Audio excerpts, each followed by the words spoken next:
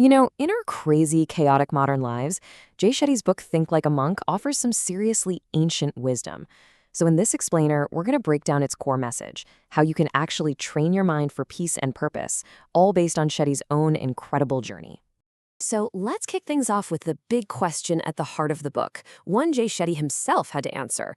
I mean, really, why would a promising business student trade a life of corporate success for the simple robes of a monk? The answer to that is where our whole journey begins. Now, you might think Shetty's story starts in some remote temple, but you'd be wrong.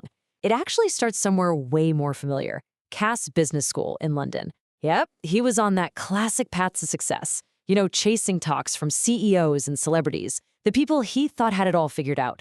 But a single invitation was about to turn his entire world completely upside down.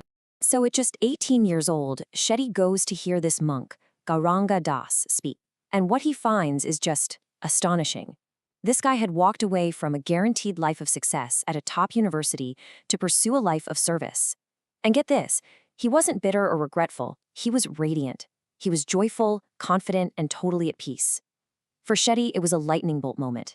He realized he wasn't chasing things anymore, he was chasing values. And this quote just perfectly captures that contradiction that hit Shetty so hard. Just think about that. This man had rejected everything Shetty and his friends were programmed to want, yet he seemed happier than any CEO or celebrity he'd ever met. That one encounter planted a revolutionary seed. What if the real experts on happiness aren't found in boardrooms, but in monasteries? And this leads us to the book's core idea, which is so simple it's brilliant. Look, if you want to play basketball, you learn from Michael Jordan, right? If you want to build rockets, you learn from Elon Musk. So, if you want to master your mind, to find peace, calm, and purpose, who are the real experts? Shetty's answer is clear. You learn from the people who've dedicated their entire lives to it. You learn to think like a monk. But to really get the monk mindset, we first have to understand what it's up against.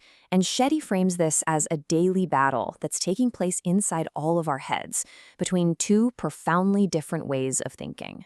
I mean, just think about it. Our minds are constantly being fed information. You've got the voices of the media, your family, social media, society, all crowding your thoughts. All this external noise plants seeds for our beliefs and values, and it often pulls us away from what truly matters, creating this state of internal chaos. Shetty calls this chaotic state the monkey mind, and it's that feeling of swinging from one worry to the next, from one distraction to another, without ever finding a solution or even a moment of peace. It's driven by comparison, criticism, and that constant need for short-term gratification. Does that sound familiar at all? Yeah, me too. Okay, now, just look at this comparison. The alternative to all that chaos is the monk mind. It doesn't get lost in the branches, it goes straight for the root of the problem. It replaces complaining with compassion. It swaps multitasking for single-tasking. And, so crucially, it stops looking for that fleeting pleasure and starts seeking lasting meaning. This is the transformation the book is all about. So how in the world do we make that leap from the chaotic monkey mind to the focused monk mind? Thankfully, Shetty doesn't just describe the destination, he gives us a really clear three-part roadmap for the journey. The path is elegantly simple. Let go, grow, and give. Each stage builds on the last one, giving us a framework to fundamentally change how we interact with our own mind and the world around us. Let's break down what each of these stages really means. It all starts with let go, and you should think of this like a deep cleanse for your mind. You're clearing out all the noise, the external pressures, the internal fears, the negative self-talk, just to create some space. Then you grow. In that new space you've created, you start rebuilding your life, making decisions with real intention and purpose. And finally, you give. You turn your focus outward, sharing your gratitude and your gifts with the world, which, kind of paradoxically, is where the deepest joy is found. Okay, this is where the theory becomes practice. Let's look at some of the key tools the book gives us for that super important first stage, learning to let go of the things that hold us back, starting with negativity and fear. This quote from the Buddha just perfectly captures why this first step is so critical. The two biggest cages we build for ourselves are negativity, that constant inner critic, and fear, which keeps us from truly living our lives. The monk mindset gives us practical keys to unlock both of them. So for negativity, Shetty offers this brilliantly simple but powerful technique: spot, stop, Swap. It's a 3-step mental exercise. First, you just become an observer. You spot the negative thought as it pops up without any judgment. Then you hit the pause button. You stop and get curious about where it's coming from. And finally, you actively swap it with a more constructive way of seeing the situation. It's basically a tool for rewiring your brain one thought at a time. Now for the big one. Fear. The monk mindset completely reframes our relationship with fear. It's not an enemy that we have to conquer or an obstacle we have to ignore. Instead, fear is a signal. Think of it like a flashing light on your car's dashboard, telling you something needs your attention. The whole game is about what you do next. So the crucial thing here is not to get stuck on this surface-level fear, like, say, being afraid of a test.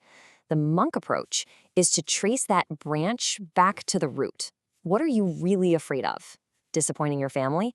Failing to live up to your own potential? Once you find that root, you can start to detach from it, using that awareness to make choices based on your values, not your fears.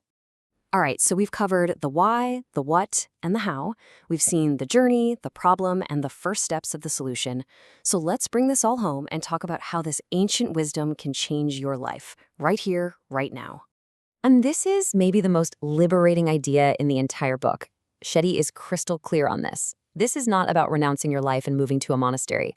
It's about integrating a powerful, time-tested mindset into the life you already have. This wisdom is for everyone. It doesn't matter who you are, where you live, or what you do. So the book really leaves us with this kind of mental compass. The next time you feel lost, when that monkey mind is screaming, when you're overwhelmed or afraid, just pause and ask yourself, what would a monk do? And the answer, as we've seen, is they would look for the root, not the branch. They would choose compassion over criticism, and they would seek meaning, not just fleeting pleasure. But the ultimate goal isn't just to ask what a monk would do. It's to internalize these principles so deeply that the question becomes much, much more personal. Armed with this mindset, the real question is, what will you do? That's the journey this book invites every one of us to begin.